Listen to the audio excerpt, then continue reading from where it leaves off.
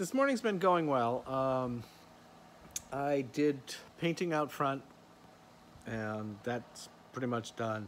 And then I had some places I put a first coat on, so that's pretty much done for now. I've got to let that sit for a little while. Yes, it's a little breezy even inside.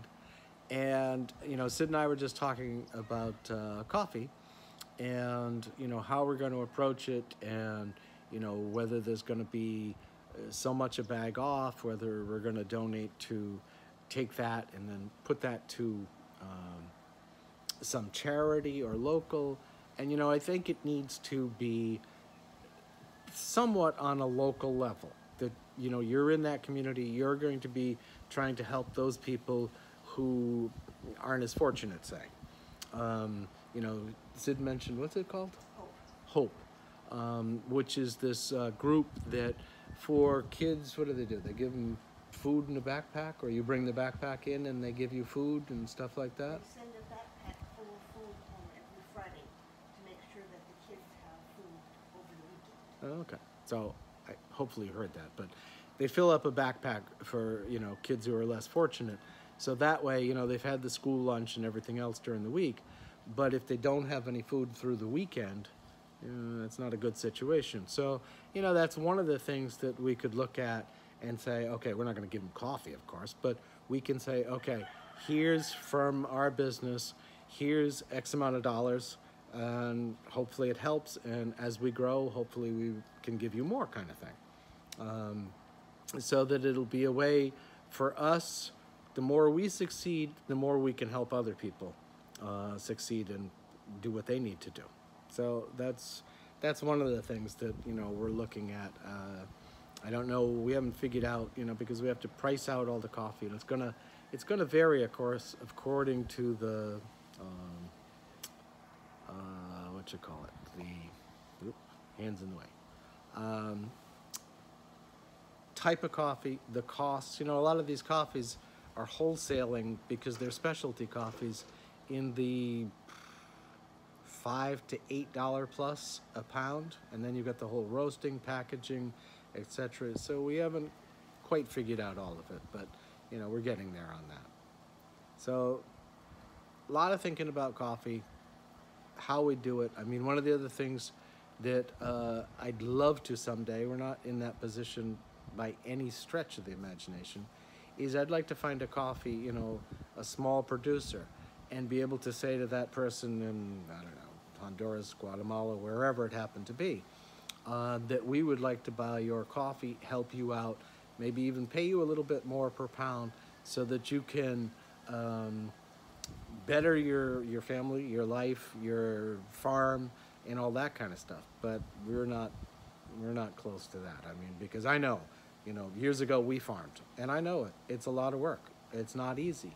So to be able to, you know, sort of reward somebody who's doing a great job at producing great beans and working through the whole process, they deserve a little bit more reward recognition. And I'd like to be able to do that on a more one-to-one basis. And that's one of the things with, you know, the fair trade. Again, I have, you know, I'll learn more about that, but I have mixed feelings on the fair trade thing. So we'll see how it goes over time. But next we're waiting for Realtor come over. He's going to come over with the contract, and then later I'm going to talk to you about you know, this whole moving thing. It's upsetting, but it's really not upsetting. I mean, it is what it is. We'll talk about more about that later.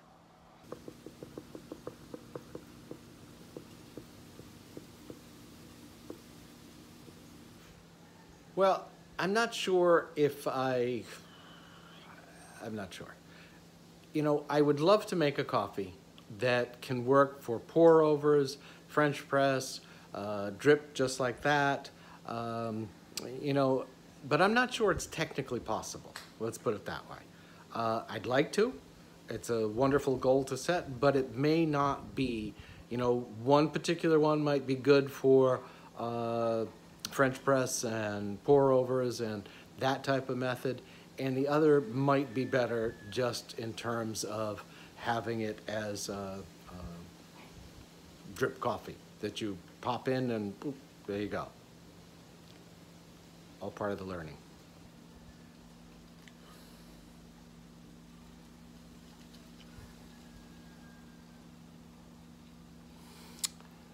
What I'm doing is smelling the aromas. I had this coffee earlier this morning, ground up in a burr grinder. This one I did in a blade grinder. The other one I did with a pour over. This one I'm doing just out of the pot like you saw.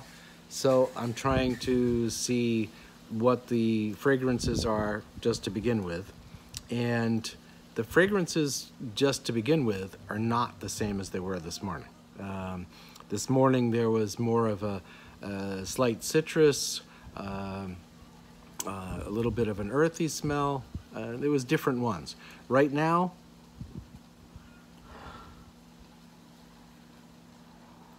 it's got a good smell, but it's not phenomenal.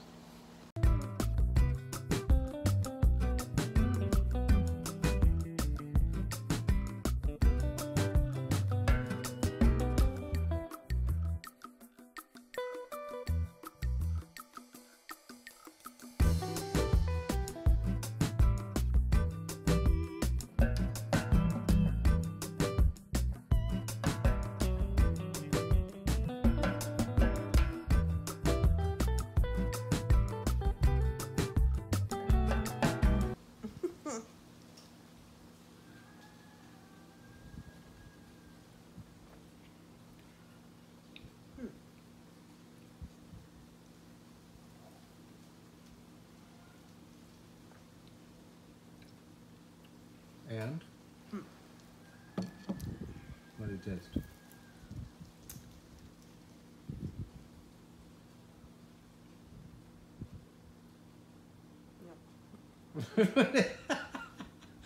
What do you mean no? I can't describe it. Is it good or bad? I don't think I'd like it. Huh. Why? You like it? It smells good, but it...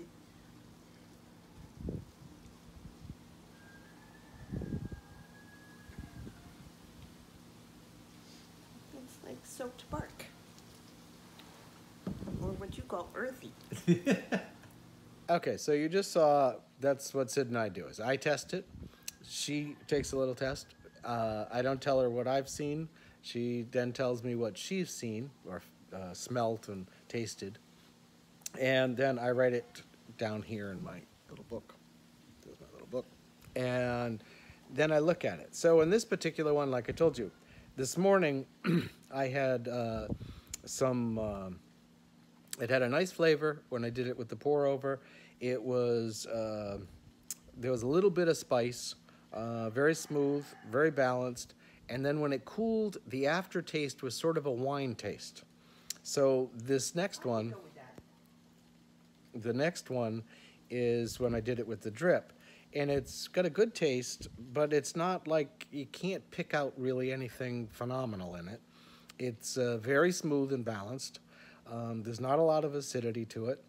So, and you know, we were just drinking out of the same cup. And this is part of it, is that everybody's taste buds are different. So what one person tastes and another person tastes can be totally different things. That's the tricky part. I don't know what it is with February. It must be vacations and whatever. But, you know, we just signed the agreement to put this house on the market. And I'll tell you about that at a different time. I'm looking for flights back because we took the deeds to both properties. We had them here for ages. And we took them back to Vermont, put them in a safety deposit box because we figured, okay, they'll be safer there. We won't have to worry about hurricanes and blah, blah, blah, blah, blah. Of course, now I need them. So I've been trying to find flights, but flights right now, in the next week or two, are like outrageous. It's gotta be because of school breaks, Valentine's, whatever. So I'm still looking. So I told you we'd talk about more about the, you know, being upset about leaving or that kind of thing. And I can't say that, you know, initially,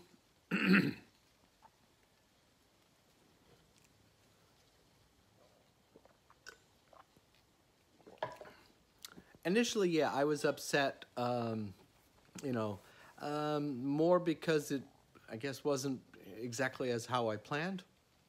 I knew it was going to come to an end, or I had a good feeling it was going to come to an end since like last spring. But I had it timed in a different way. So being upset about it, like I said, initially, yeah, I was upset about it. But overall, okay, hold on a second. I got to go do something. Okay, so that interruption was that the guy just showed up, the mechanic, to look at the car, see what it was.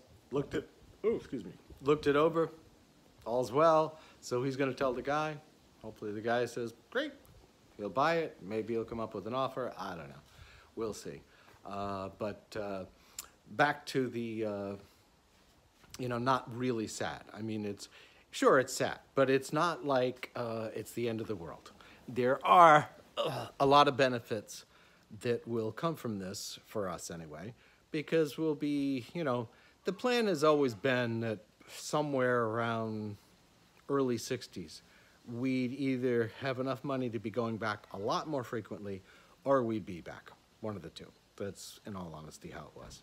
We have kids there, we have grandkids there, and we have parents still.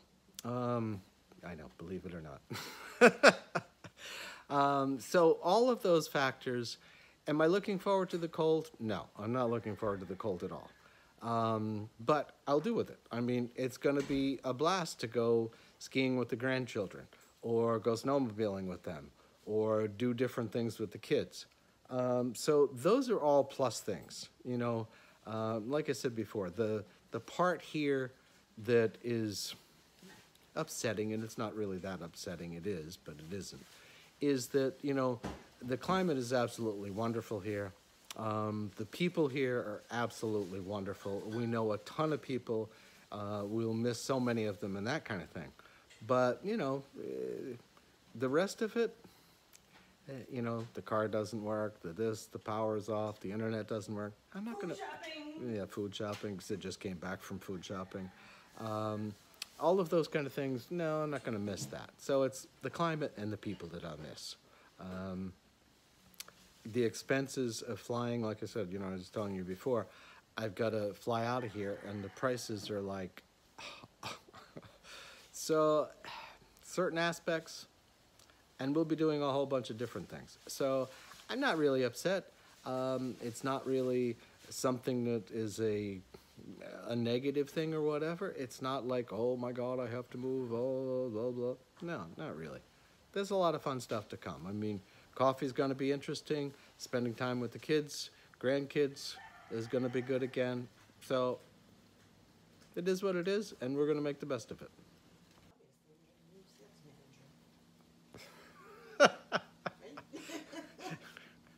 Just when I turned that on, Sid says, oh, they have a new sales manager. She's talking about a Subaru. And that's actually, I mean, since she sort of brought it up, it's actually one of the things that I'm going to talk to you about in a future video is the Subaru and driving around New England, and I doubt it, but I'll talk to you about that another time. So painting is done. I got a little bit more outside, be half hour tomorrow. That'll be all set, and everything is set to roll, hopefully. Couple more details on the land up north, and hopefully that gets sold. The contract is being written up. I had to make a couple changes to it, so everything's good there. Then after that, hopefully that goes through.